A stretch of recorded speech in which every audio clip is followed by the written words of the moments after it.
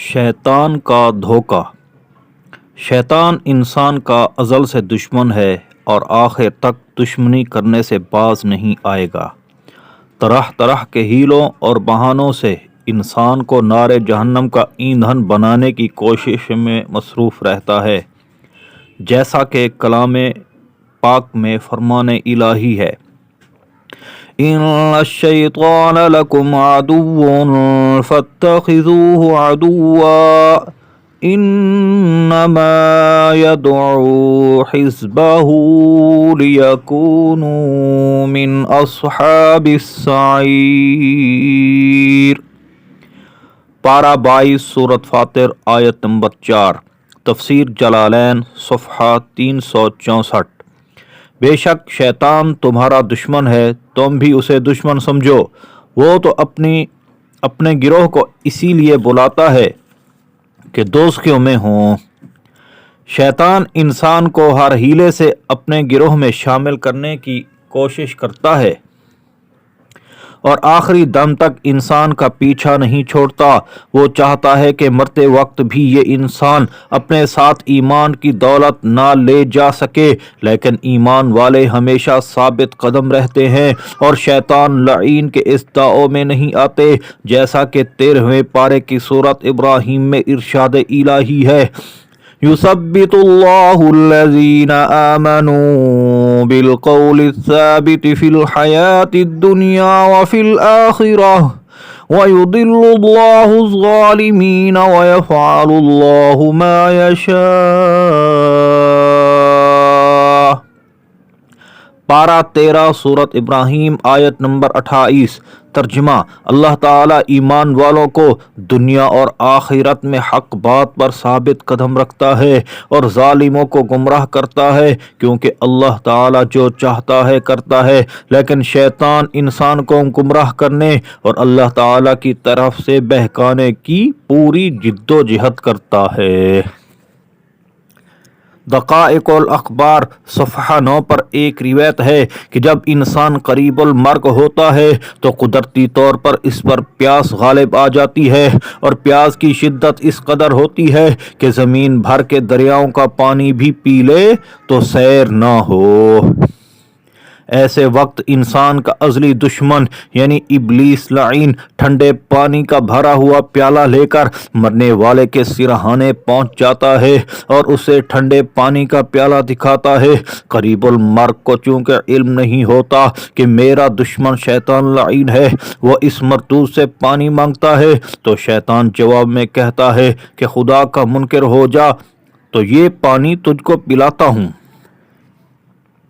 اس پر آدمی خاموش ہو جاتا ہے، پھر شیطان آدمی سے کہتا ہے کہ تو اپنے رسول سے بیزار ہو جا تو یہ پانی تجھے پلاتا ہوں۔ لیکن انسان مومن اور پختہ ایمان والا ہو تو شیطان کے دھوکے میں نہیں آتا اور کہتا ہے کہ اے مردود دفع ہو جا، تو مجھے گمراہ کرنے آیا ہے، مجھے تیرے ایسے پانی کی ضرورت نہیں جو مجھے میرے خدا اور رسول سے دور کر دے۔ اسی صفحہ پر ایک اور روایت ملاحظہ فرمائی، حضرت ابو زکریا زاہد رحمت اللہ تعالی علیہ پر جب سکرات موت کا وقت آیا تو ان کے ایک دوست نے ان کو کلمہ طیبہ لا الہ الا اللہ محمد رسول اللہ کی تلقین کی تو آپ نے منہ پھیر لیا۔ پھر انہوں نے کلمہ کی تلقین کی تو دیکھا پھر بھی منہ پھیر لیا۔ جب تیسری مرتبہ کلمہ پڑھنے کو کہا تو سنا کہ آپ فرماتے ہیں کہ میں نہیں کہتا۔ دوست کو یہ سن کر بہت صدمہ ہوا۔ جب آپ کو کچھ افاقہ ہوا تو آپ نے پوچھا کہ کیا تم لوگ مجھے کوئی بات کہتے تھے؟ حاضرین نے جواب دیا کہ ہم نے 3 دفعہ آپ کو کلمہ طیبہ پڑھنے کے لیے کہا، لیکن آپ نے 2 مرتبہ منہ پھیر لیا، لیکن تیسری بار فرمایا میں نہیں کہتا۔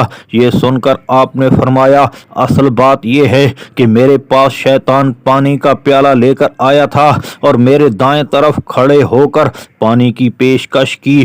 جب میں نے پانی مانگا تو کہنے لگا صرف اتنا کہہ دو کہ عیسیٰ علیہ السلام اللہ تعالیٰ کا بیٹا ہے۔ اس پر میں نے منہ پھیر لیا۔ پھر وہ پاؤں کی طرف آیا اور پانی کا پیالہ دکھاتے ہوئے بولا کہ پانی پیو گے؟ میں نے کہا ہاں۔ تو بولا کہ صرف یہ کہہ دو کہ عیسیٰ علیہ السلام